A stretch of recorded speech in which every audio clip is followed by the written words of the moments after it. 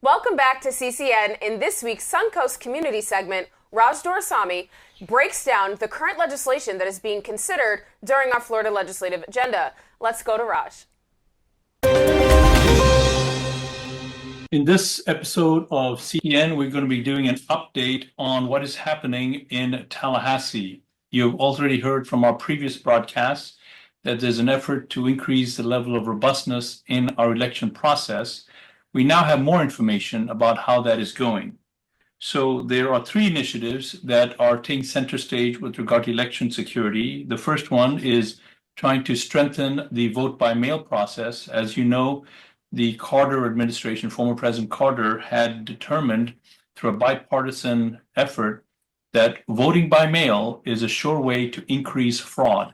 And as you can see from the news, that is exactly what people are concerned about when it comes to the 2020 elections. However, we're talking about Florida now, and in Florida, volunteers have identified gaps in the process for vote by mail. It is significantly more complicated for your local county election supervisors to manage vote by mail. There's so many more pieces, but they have written up language that will strengthen the process. The second area is make sure that only U.S. citizens have an opportunity to vote in Florida. And that effort also has received a lot of attention. And the third area is now something that's come on the scene, which is the use of digital ballots when managing discrepancies in voter count instead of using paper ballots. So these are three initiatives that are out there. You have heard us talk about that in previous broadcasts. And so what we're now finding, to our dismay, is the politics, the shenanigans, if you will, that Tallahassee employs when the people try to make sure that the election processes are improved. Why do we say that there are shenanigans being employed? Well, this is what we're finding out. First of all, the volunteers have taken the time to research the problem. Then they wrote it down in a very clear format. Then they sent it to their legislators. Then they hand-delivered it to legislators. And now sponsors, meaning legislators, have sponsored these bills. This is a tremendous accomplishment for unpaid volunteers who have taken the time to become experts in these particular aspects of the election process. However, what do we find now? Well, we find that when we go to the committee chairs, these are the men and women that we elected that are appointed as chairs for specific committees that will handle these bills. So if you've got a bill relative to economics, it'll go to a committee that's dealing with economics.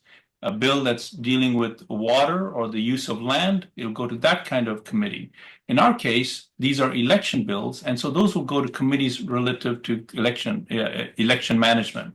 So the volunteers go to the committee chairs and say, hey, respected committee chair, please take the bill that a colleague, a legislator, has already sponsored and filed, and please put it on the meeting agenda. You see, my friends, unless a bill is put on the meeting agenda, it doesn't go anywhere. So that's a conversation that takes place with those offices. And then what volunteers are being told is, oh, your sponsor has not asked for it to be put on the agenda. So the volunteer goes back to the sponsor and say, hey, we're being told you haven't asked for your bill to be put on the agenda. They're told by the sponsor, oh no, we sent it out in February, then we sent it out in March. So now the volunteers go back to the committee chair, hey, we're not going to say you lied, but with all due respect, we did, it has been filed, it has been put on. So that's the next hurdle. Then the next hurdle is, if it's put on the committee agenda, it has to be reviewed by analysts. Oh, we're sorry, we can't put on the agenda because it hasn't been put by analysts. So committee chairs tell our volunteers, your sponsor has not asked for their bill to be put on the agenda. So the volunteer goes to the sponsor's office. Hey, sponsor, thanks for sponsoring the bill, but we're being told that you haven't put this bill on the agenda. Oh, no, we have. We did it in February, then we did it in March again. Volunteers go back to the committee chairs. Hey, respected committee chair, in fact, the bills have been asked to be put on the sponsor on the agenda, but you haven't done so. So this is a runaround. And if you look at it from the outside, this kind of behavior at senior levels would never, ever be tolerated in the corporate world.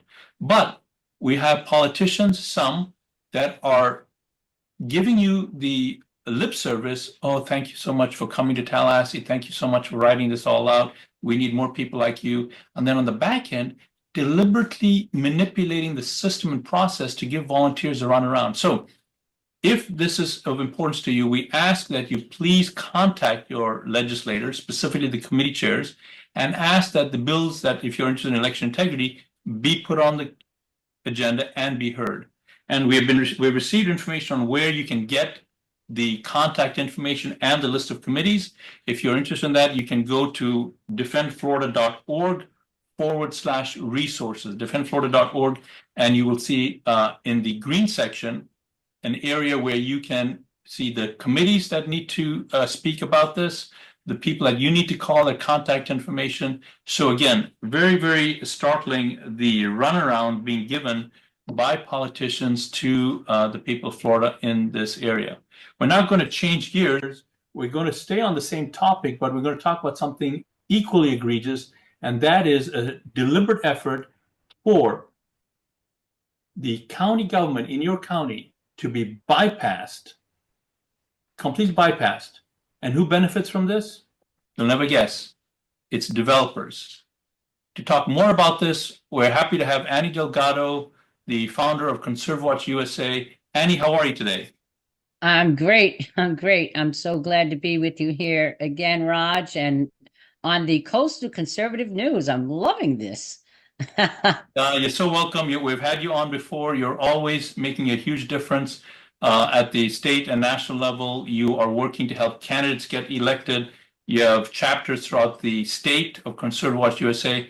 Annie, talk to us about this issue here, and I think you have a guest as well, John, that you want to bring on as well. Please bring us up to speed, Annie. I do, and thank you again for having me. But this is vitally important, and you're absolutely correct. There is always the shenanigans going on behind the scenes. But the issue that I want to talk about today, and I'm glad to have my friend John Holman with me, I'll introduce him a little further in a minute here, is there is a Senate bill. It's Senate Bill number 1118. It has a House companion bill, and the House number is 1209. Now, what this bill actually does, this bill was filed by Senator Stan McClain out of Marion County, which is a county that I happen to have a home and live in. And this is extremely disturbing because what this bill does is, and being a former commissioner, I understand and know how this goes. It strips away our home rule for every single county in the state of Florida, 67 of them, including the municipalities that overrides their comp plans would be absolutely made history. This bill turns the hands over to the state, where if, especially in Marion County, where we have a lot of horse farms and a lot of acreage and rural areas, it would destroy the ability of the different county commissions and city councils as well, and city commissions, when it comes to them approving their plans. So when these developers come in, all they have to do is go to their buddy in the state legislature, and they bypass all of what these county home rules are and their comp plans. I think you had a guest. I want to make sure we have a guest on. Can we bring John on as well, Annie? Absolutely. And that's what I was just getting to right now, because I am so proud of all the work that my dear friend John Holman has been doing with this regard as well. And we have many, many people now. John is with Defending Rural Florida. Well, thank you, Annie. Good to see you, Raj, too, as well. And I appreciate this opportunity. So these two bills, 1118 and 1209, would just effectively take away a local county and city commission from having really much say in the future of their land use changes. So many counties across Florida, county commissioners and such, are actually pushing back against development. And so, and denying development permit orders. So what happened is these developers said, oh, no, we can't have that. So typically what happens is that when somebody, let's say in this case, for this bill of agricultural property, if they want to develop it, they have to go through the normal processes. And so they apply for a land use change. It goes to the planning and zoning board. And they do all their due diligence. If they approve it, then it goes to the county commission, and the county commission then holds a public hearing to allow the citizens of that area to come in and speak their opinion on this development. And so this will take all that away. And here's one thing that I do want to point out, which I think is a terrible conflict and self-serving, because Stan McLean, which is out of Marion County, as I said, where I live, he's also a developer. So you have the chairman of this committee that sponsored this bill to have all him and his developer buddies come in together and absolutely take this state over and concrete it over. This is very important. This is a reversing trend. We have done a lot of reporting on how power in Florida, there's an effort to take it out of the county and move it to the state. And you, my friends, live in the county. So if this is important to you, then please take the actions. I'm going to ask Annie to again share the legislators and the committee chairs that you need to call. You can easily go to just Google My Florida Senate. You can Google My Florida House, and you can find out the legislators involved. So you can contact them and make your voice heard. My friends, believe me, the only thing that's standing between your county government being usurped of its rights and duties to represent at the county level, the only thing that's stopping that is going to be you, because the Builders Association is pouring big bucks. They are buying the vote. And so you have to stand up for what is important to you. So Annie, if people want to find out more about this or get in touch with you, how do they do that, Annie?